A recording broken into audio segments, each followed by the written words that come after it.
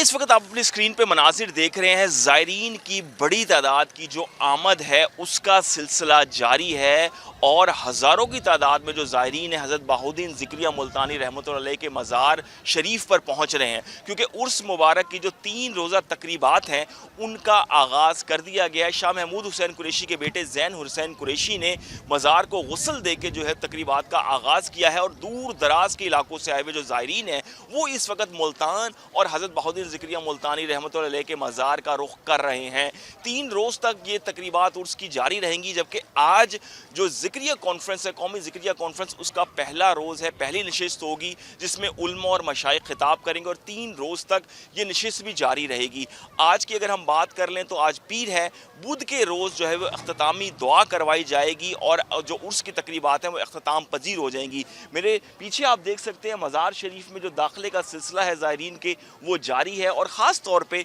सिंध से और दीगर इलाकों से आए हुए जो ज़ायरीन हैं बड़ी तादाद में वो यहाँ पर पहुँचे हुए हैं और ये जो तकरीबात हैं 3 रोज़ तक जारी रहती हैं और 3 रोज़ तक ही हज़ारों की तादाद में यहाँ पर जो ज़ायरीन की आमद का सिलसिला है वो जारी रहता है।